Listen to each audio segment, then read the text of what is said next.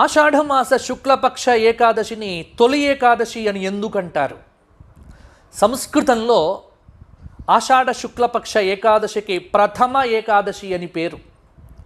పూర్వకాలంలో వర్ష ఋతువుతో సంవత్సరం ఆరంభమయ్యేది కాబట్టి మొదటి ఏకాదశి అని దీన్ని భావించేవారు కాబట్టి ప్రథమ ఏకాదశి అదే తెలుగులో తొలి ఏకాదశి అయింది.